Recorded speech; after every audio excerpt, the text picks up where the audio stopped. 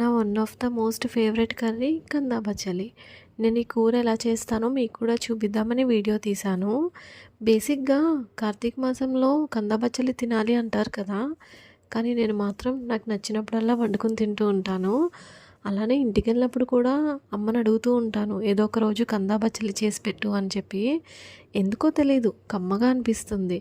కూరంతా అయిపోయాక లాస్ట్‌లో ఆవ పెట్టుకొని అలా అటు ఇటు తిప్పుకొని వేడి వేడి కూరతోటి వేడి వేడి అన్నం కందా బచ్చలి వేసుకొని తింటే చాలా అంటే చాలా చాలా బాగుంటుంది.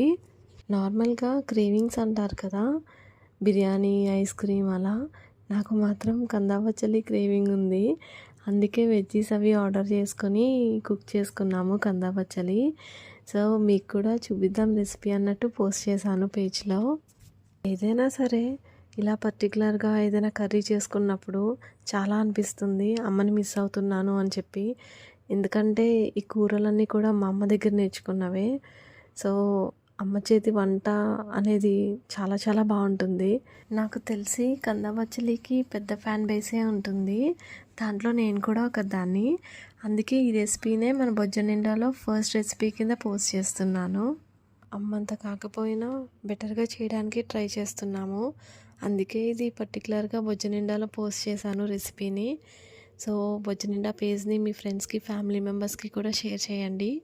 ప్లీజ్ సపోర్ట్ బొజ్జ నిండా.